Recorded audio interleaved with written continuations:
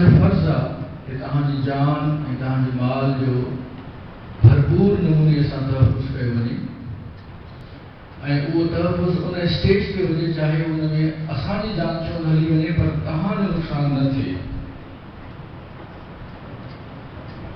हिन पंचायत में हिन 1000 माण्हुनि जे साम्हूं मां इहा ॻाल्हि थो करणु चाहियां त असां जैकबाबाद पुलिस जी नियत असांजा जज़्बा एतिरा ई सचा आहिनि जीअं पूरणदास कंहिंजो पीउ या भाउ न बल्कि असांजो भाउ हुजे ऐं सुनील कुमार कंहिं ॿिए जो न असांजो पंहिंजो ज़ाती भाउ हुजे।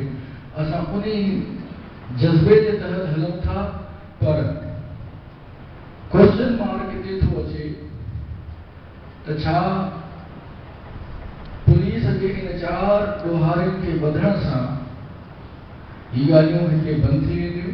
मां सियासत न आहियां जो मां वेही करे हिते सियासी ॻाल्हियूं कयां पर मां ॻाल्हि सिर्फ़ु तव्हांखे इहो थो चाहियां बहैसियत as a district police officer SSP Jacobabad जी हैसियत सां ऐं तव्हांजे अमन अमान जे ज़िम्मेवार जी हैसियत सां मां तव्हांखे हिकिड़ी सलाह ॾियणु थो चाहियां जेका तव्हांजे पंहिंजे किरदार में हिकिड़ी कोताही आहे उहा मां पॉइंट आउट करणु थो चाहियां त छा इहे 4 माण्हू जेके आहिनि उन्हनि खे पकड़े सिटी थाने जे लॉकअप में बंदि करे कागज़ जा 4 टुकड़ा लिखी करे हुननि खे चालान कंसर्न अदालत में पेश करे छा असांजो कमु पूरो थियो छा तव्हांजो तहफ़ुज़ यकीनी थी वियो इन ते क्वेश्चन मार्क आहे।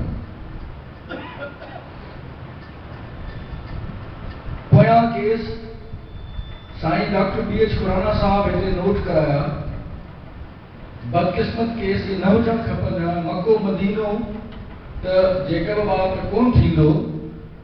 हर क़िस्म जी क़ौम रहे थी हर क़िस्म जा माण्हू रहनि था इन्हनि शयुनि खे ॾिसी करे माण्हू पंहिंजा उपाउ वठणु खपनि। इहे जेके आख़िरी 15 जेके साईं ॿुधाया केस जंहिंमें कुझु हिंदू बरादरी जा भाइर असांजा शहीद थिया उन्हनि केसनि में घणनि तव्हांजे माण्हुनि अचे शाहिदियूं ॾिनियूं शाहिदियूं ॾियण जे बजाय शाहिदुनि तां फिरी विया शाहिदुनि ते फिरी वञण जे बजाय घर में वेही करे लिखी ॾिनो त असां केस पुर्सियूं नथा करणु चाहियूं। मां मञियां थो प्रेशर हूंदो मां मञियां थो त दबाव हूंदो मां मञियां थो त धमकियूं हूंदियूं पर इन्हनि खे हिकिड़े न हिकिड़े ॾींहुं इन प्रेशर दबाव ऐं धमकियुनि खे अखियुनि में अखियूं विझी करे ॻाल्हाईंदो त तव्हांजो तहफ़ुज़ यकीनी थींदो न त केतिरा दफ़ा पुलिस बदलंदी ऐं कोर्टुनि मां माण्हू धंधरा ते ॿाहिरि निकिरी ऐं नारा हणंदा वेंदा। छा उहे 3 ॾींहं 4 ॾींहं 5 ॾींहं 2 महीना जेल में रही करे संभलिजी वेंदा। असांजो फर्ज़ आहे त इन्हनि खे ॻोल्हे ॿधूं इन्हनि खे मंज़रे आम ते कयूं इन्हनि खे हथकड़ियूं हणी करे लॉकअप्स में बंदि कयूं इन्हनि जे ख़िलाफ़ सबूत कढी करे अदालत में पेश कयूं त तव्हांजो घटि में घटि एतिरो फर्ज़ ज़रूरु आहे त उनखे पर्सुएट कयो उन्हनि जे आॾो सरेंडर न कयो। जंहिं ॾींहुं तव्हां सरेंडर कंदव उन ॾींहुं इहो पेशो ठही वेंदो। केतिरा परवेज़ जांडियो ईंदो कहिड़ो मूंखां कहिड़ो भलो अफ़सर ईंदो वधि में इहो करे सघे थो त माण्हू मंज़रे आम ते खणी अचे कोर्ट में पेश कराए। तो इन ॻाल्हि ते बि थोरो तव्हां ज़हन ॾियो। मूंखे ख़ुशी जी ॻाल्हि बि आहे त तव्हांजी कम्यूनिटी तमामु अमन पसंद कम्यूनिटी आहे तमामु मोहबत वारी कम्यूनिटी आहे एतिरी मोहबत वारी कम्यूनिटी आहे जो पंहिंजे दुश्मननि खे बि माफ़ थी करे छॾे। पर साईं एतिरो मिठो बि न थियो न कि तव्हांखे दुनिया खाई वञे।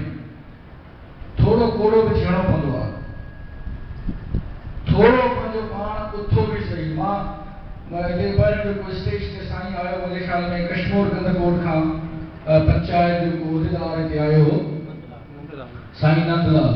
जेकॾहिं साईंनि खे यादि हुजे पोएं साल जनवरी में मां DPO घोटकी हुजां ऐं 3 हिंदू जेके आहिनि कश्मीर खां निकिता साईं रेवती साहब जे मेले में उबावड़े जे भरिसां राति जो 1 बजे उन्हनि खे गाॾी खे रोके करे 3 माण्हुनि खे अगवा करे विया। साईं नंदलाल के जिन वेठो आहे उनखे यादि हूंदो इहो। तो उन्हीं ॻाल्हि में काफ़ी हिननि जी कम्युनिटी मूं वटि आई घोटकी में ऐं मूंसां अची मिलिया ऐं मां हुननि सां इहो वाइदो कयो त तव्हांजा माण्हू इंशाअल्लाह अगवा खां बग़ैर रैंसम खां बग़ैर ऐं ॾोहारियुनि समेत असां गिरफ़्तार कंदासीं, पर महिरबानी करे हिकिड़ी असां ते महिरबानी कयो जो कम से कम असांखे जेकॾहिं तव्हांखे का कॉल अचे थी उहा ॿुधायो। ऐं ॿियो मूंसां वाइदो इहो कयो जॾहिं मां उहे धाड़ियल वधी अचां त तव्हां घटि में घटि एतिरी जुरत पैदा कजो कि हुननि खे तव्हां जेको आहे कोर्ट ऑफ लॉ में जेको आहे आइडेंटिफाई ज़रूरु कजो त इहे माण्हू हुया या न हुया। ऐं एग्ज़ैक्टली 15-20 ॾींहंनि खां पोइ असां उहे माण्हू वधासीं, धाड़ियल वधासीं, कई छोकिरा बाज़ियाब करायासीं घोटकी जे कचे मां ऐं उन्हनि ते अखियूं बंदि करे धाड़ियलनि जूं मां पंहिंजी ऑफिस में हिननि जी पंचायत खे घुरायमि। राति जा 12 पिया थियनि, उन 12 बजे उहे धाड़ियल पंहिंजी अखियूं बंदनि ऐं आलो पूरी पंचायत वेठी आहे मुंहिंजी ऑफिस में ऐं मगवी टे वेठा आहिनि ऐं मां हुन धाड़ियलनि खे चयो हाणे तव्हां ॿुधायो त कीअं हिननि खे अगवा कयो।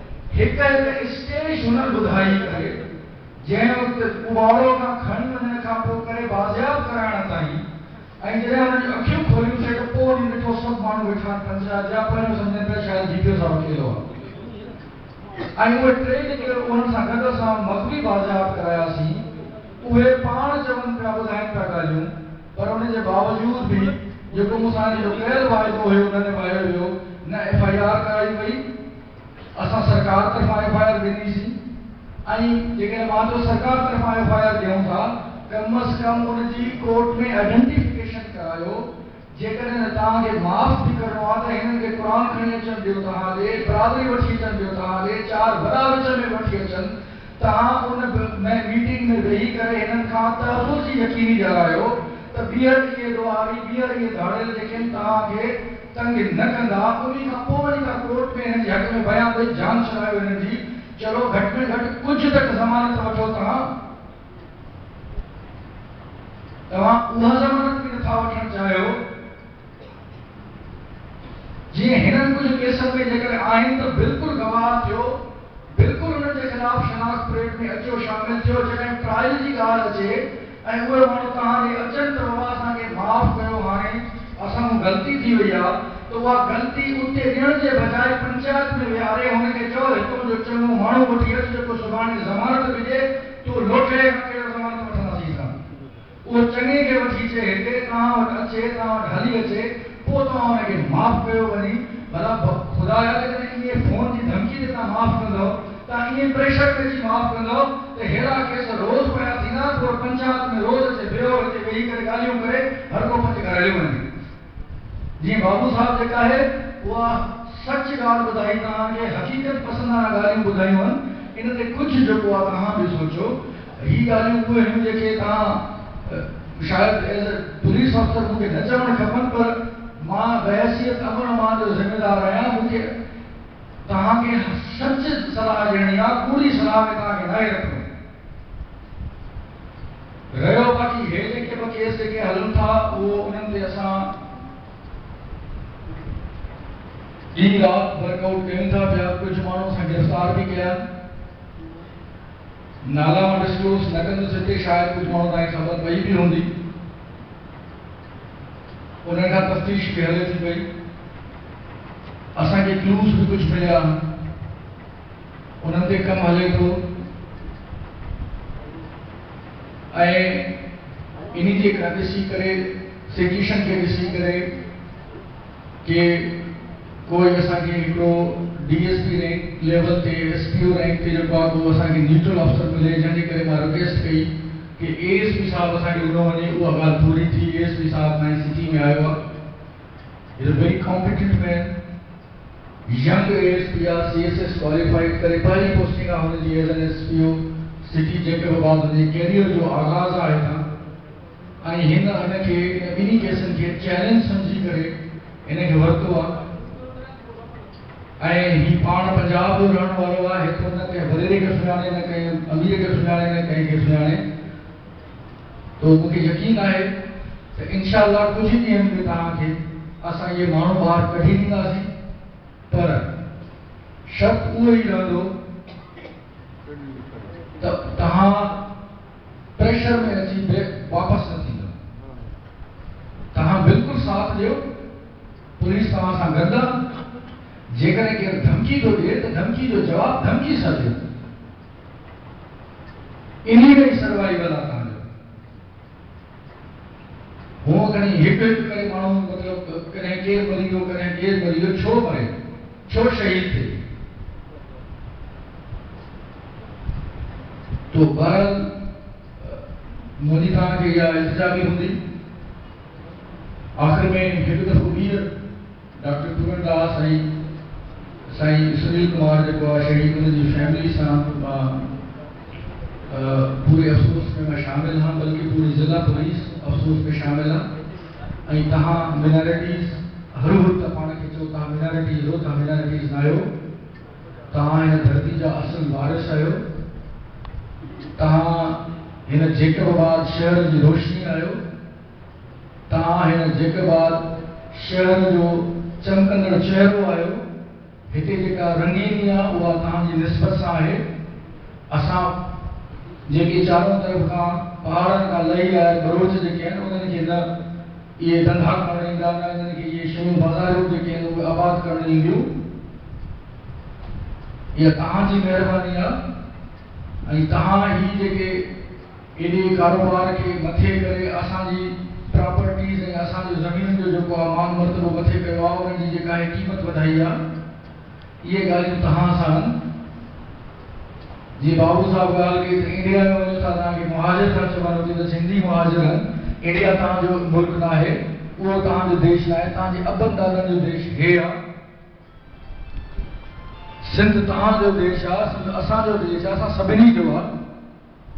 तव्हां असुल वारिस आहियो हिननि जा। असां बि तव्हांजी निस्बत सां अचे हिते को साह जो सुख खयोंसीं। तो अकेलो न सम्झो पाण खे, असां सभु तव्हां सां गॾु आहियूं। पर खुदारा थोड़ी पाण में भी हिम्मत पैदा कयो, अखियुनि में अखियूं विझी करे ॻाल्हाइण जी हिम्मत पैदा कयो।